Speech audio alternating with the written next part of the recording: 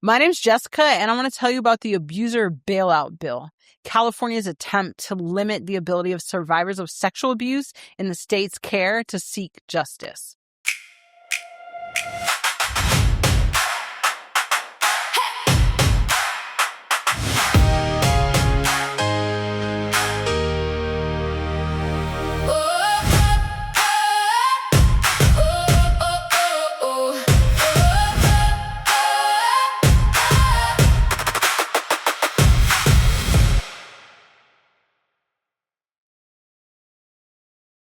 As a young person, I was a ward of the state. And that basically meant from the age of 13, my parents no longer had custody of me. My parent, the person that made decisions about where I slept, where I ate, where I went to school, all the kind of decisions we make as parents, was actually the state.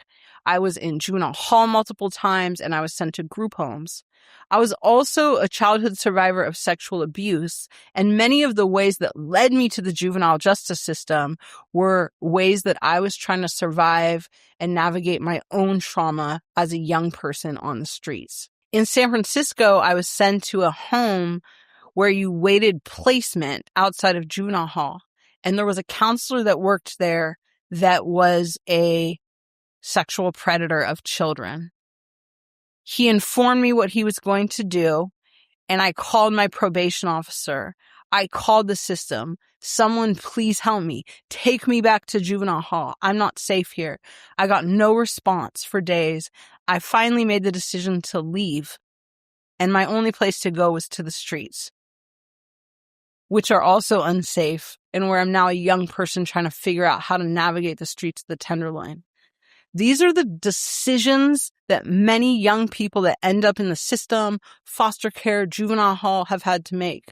We're navigating survival, navigating safety, when the adults and the systems that have been built to support us fail us. When I finally got sent back to juvenile hall, I told a counselor about what happened. And all I was told is that, don't worry, he doesn't work here anymore. I was never given proof he didn't work there anymore. Nobody checked on me. And this is rampant in the state of California. As a young person, I did my best to advocate for myself, to tell my truth, and to seek help. I had to make the difficult decision to turn to the streets for my own safety. This is just one story in an endemic of how children are treated by the state. As a survivor that works with survivors and has for the past 25 years, I know that my story is not a one-off. This is how the state functions. And there was no opportunity to seek justice. There was no restoration, and there was no assurance of my safety as a child under the state's care. And now California is trying to make sure that no young person who is sexually abused under the state's care has actual resource to seek justice. This is why California, led by LA County, has spent months and thousands, if not millions of dollars to move this legislation, not because they are caring about the safety and well-being of children. California and systems that have the care of children in the state have continued to turn the other cheek when children ask for help, when children ask to be safe. This invisible law that I'm going to talk about now formalizes what's happened for the past several decades. Young people say they're not safe. Young people report harm. Whistleblowers report sexual abuse of children in the state's custody, and people turn the other cheek. This is not something that people haven't known about. Telling me at 14 years old, don't worry, he doesn't work here anymore, was not a solution, and it did not make me safer, and it did not prevent this predator from sexually abusing other children. Over the past few years, LA County has had the biggest sexual abuse lawsuit and settlement in the history of the United States. It's between 5 and 7 billion right now, and this is for decades of physical and sexual abuse of children in the state's custody. That's kids in foster care and group homes. That's kids in juvenile hall, and it's even in some school districts.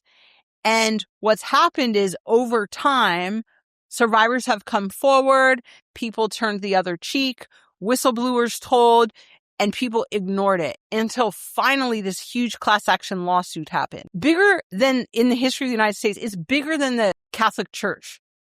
And it's all in LA County. And so having to pay out these settlements, you may have seen commercials on TV that are saying this is propaganda. These law firms are just trying to get people to do it. Well, as a survivor who represents a community of people who have survived punishment at the hands of the state, I know that this is not true. From my own story, from being in deep community and relationship with young people, with parents, with people who've lost their lives, with people who've lost their innocence and had it stolen away, it is true. And there has been not one effort to prevent or stop this rampant and endemic abuse. We got wind that LA County was mobilizing at the state to create a bill which would limit the ability of survivors of sexual abuse in LA County to be able to seek justice and file a lawsuit. A bill is basically when a county says, or a group of people is like, hey, we want to change the law. We want to make it so that people could have a very hard time because $7 billion is a lot of money that the counties had to pay out. And I agree, it is a lot of money.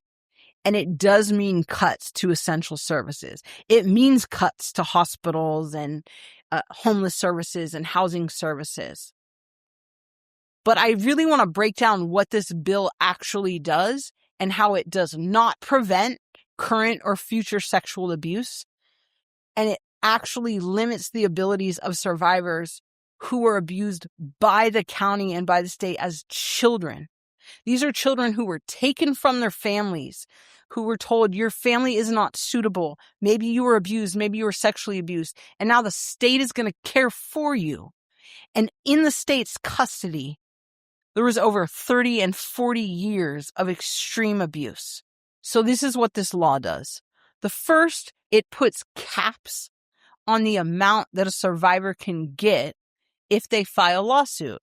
You might think, okay, that makes sense. $7 billion is a lot of money. But I want to explain to you why that matters. Putting a cap on a lawsuit, has been tested in California. In 1975, there was a cap put on medical malpractice. So that means if you were harmed during surgery or some kind of medical thing, the most you could sue for would be $250,000. Putting a cap allows a county or jurisdiction to estimate this is how much medical malpractice we think will happen. And so we're going to put this into the budget line item. What happened in the 1975 case was who was most disproportionately impacted.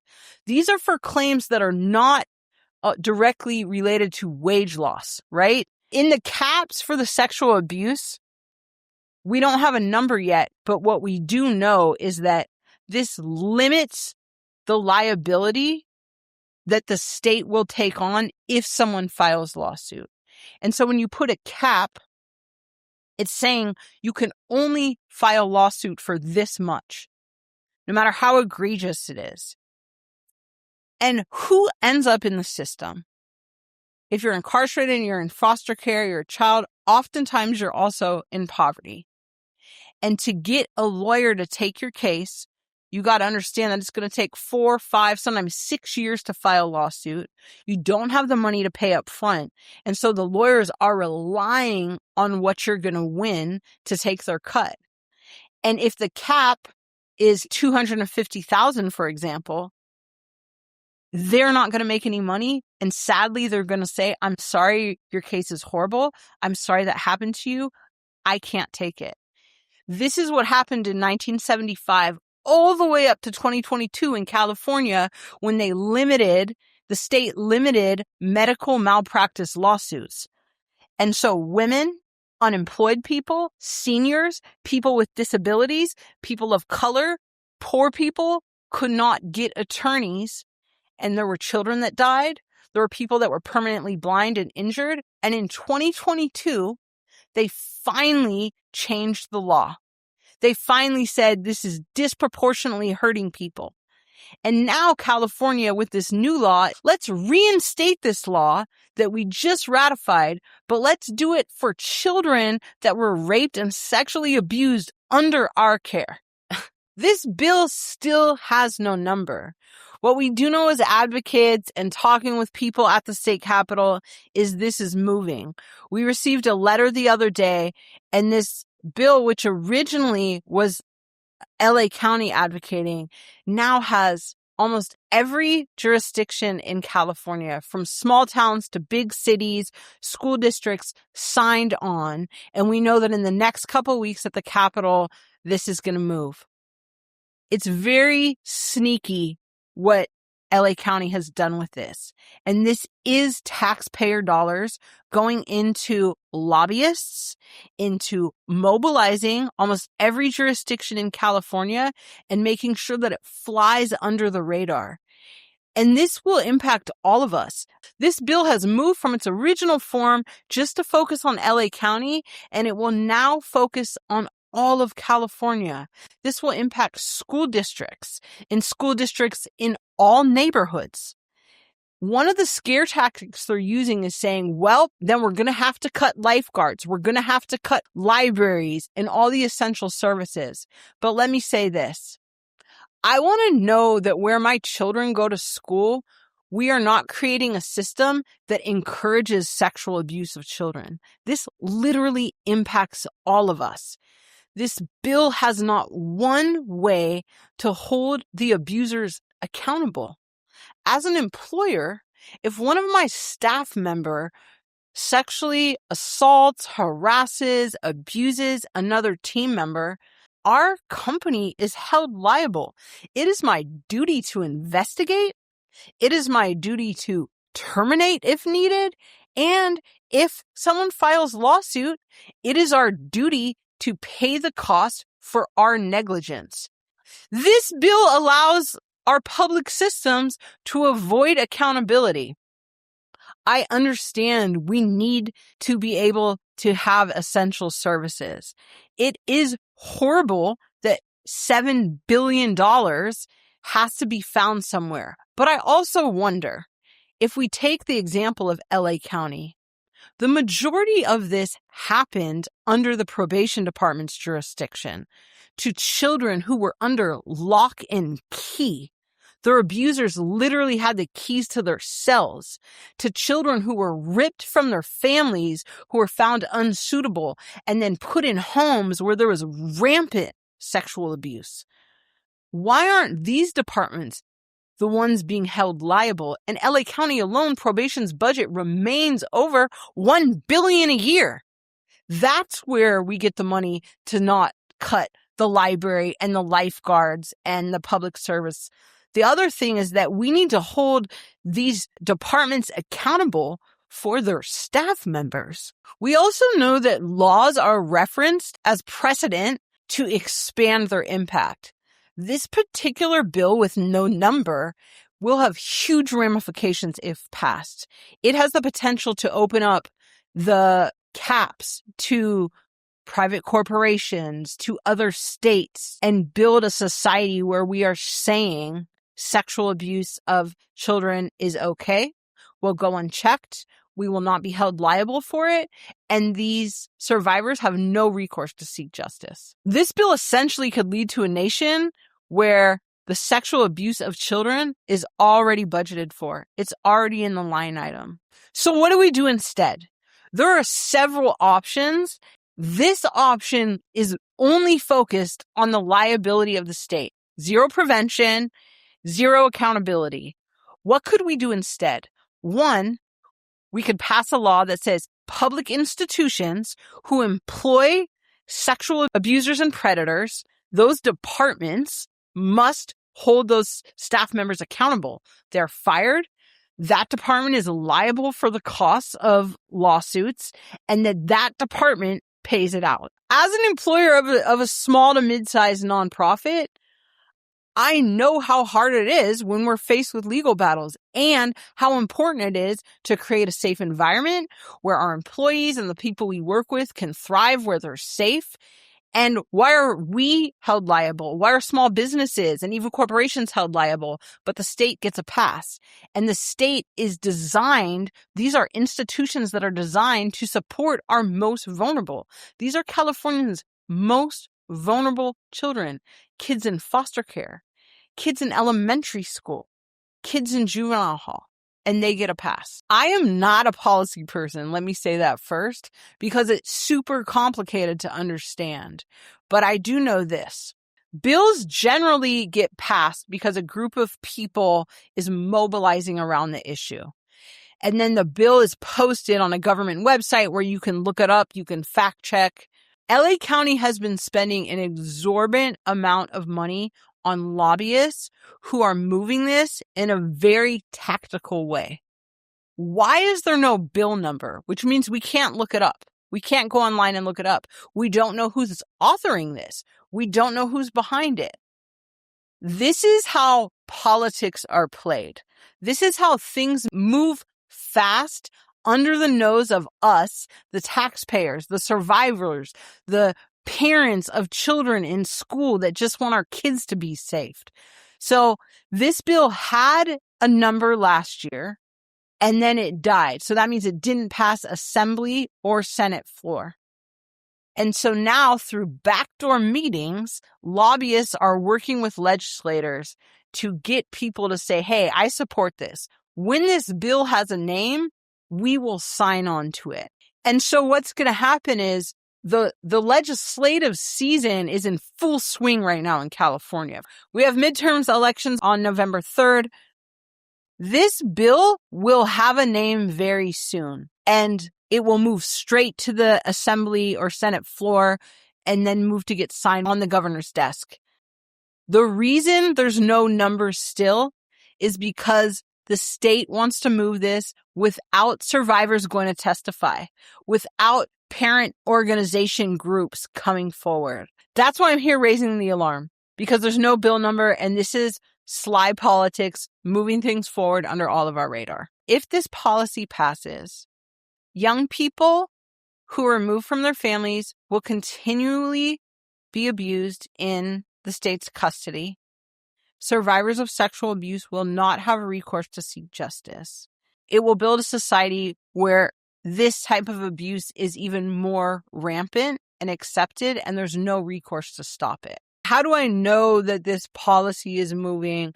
I am president of the Young Women's Freedom Center. We've been working with young women and girls who've been in foster care on the streets in juvenile hall for over 30 years in California. Part of our work at the Young Women's Freedom Center is shifting the conditions that keep young people in safe.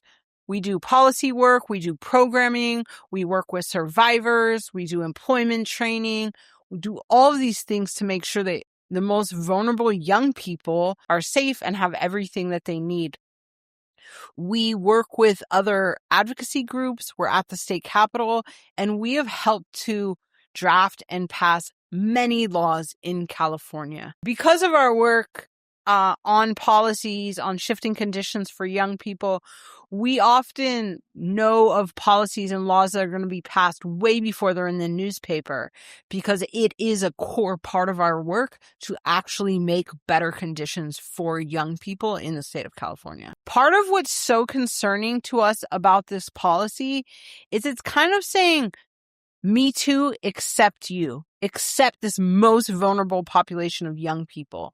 The folks that are really advocating for this to be passed are the same folks who have demanded release of the Epstein files, who have stood with Dolores Huerta when she talked about the abuse from Cesar Chavez, who has stood with other survivors, who are part of the Me Too movement. And when it comes to the most vulnerable children in California, we're saying, you know what? This is just a budget line item and liability, and it is not our duty to keep them safe. That is a huge contradiction.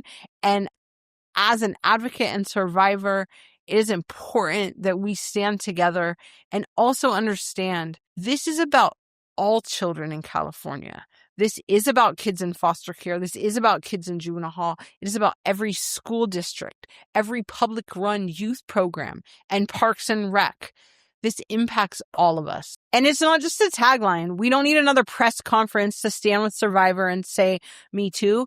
This is about an actual law, a policy, a structural shift that actually limits the rights of the very people who folks are saying they stand with. Me Too meant no survivor stands alone. But this bill adds 2 words to the end of it. Except you. Except the kid in foster care. Except the girl in juvenile hall. Except every survivor whose abuser worked for the state.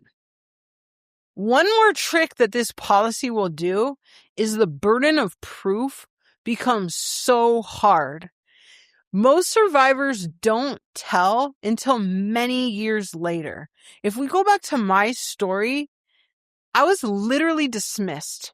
I told an adult who I was supposed to tell for safety, these were my guardians, saying, hey, this happened. Don't worry, he doesn't work here anymore. That's all I got. No one ever asked me about it. No one told me about it again.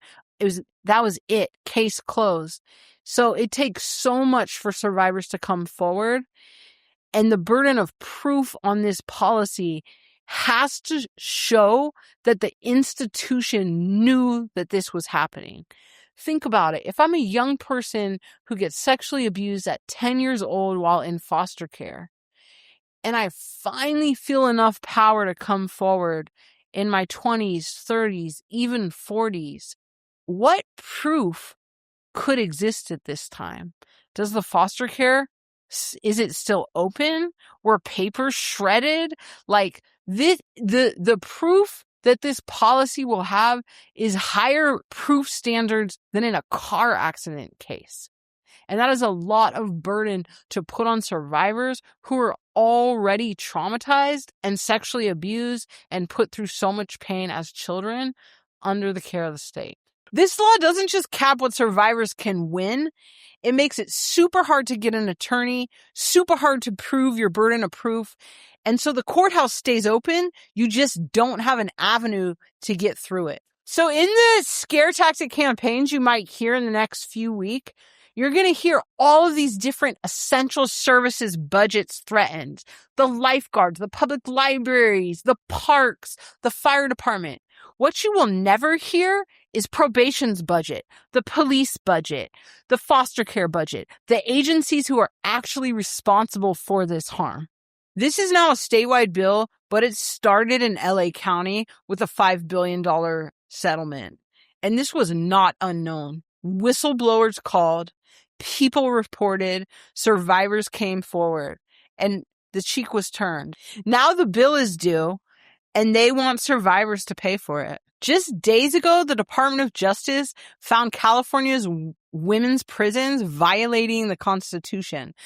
Chowchilla, Chino, staff sexual abuse, sham investigations, no accountability. The DOJ's own words is this is a persistent pattern.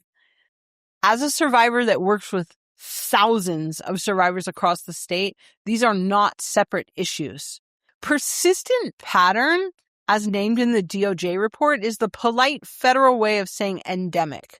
Not one predator, not one bad apple, not one bad facility, the condition of the system itself. From foster care, juvenile hall, school districts, all the way up to women's prisons. California is failing, and this policy puts that failure on the backs of survivors. Because the state hasn't given this policy a bill number, and so you can't look it up and you can't track it, we're going to name it. We're going to call it the abuser bailout. And if you want to learn more, you want to take action, you want to get involved, follow the Young Women's Freedom Center, share our podcast. To survivors, I want you to know that you're not alone. I believe you. We believe you. This wasn't your fault. We also know that most survivors of sexual violence don't disclose till around age 50. We are with you, and we are advocating to make sure that this does not pass. And because they've been so sneaky, and they're moving this rapidly with support of jurisdictions across the state, there's a good chance it might. And even if it does pass, there is one last chance for us to stop this horrendous policy in California. And that would be every policy that gets passed has to cross the governor's desk and he has to sign it. If this passes Assembly and the Senate floor, we need to call on Governor Gavin Newsom to make sure that this policy is vetoed and that we do not balance California's books on the backs of childhood sexual abuse survivors.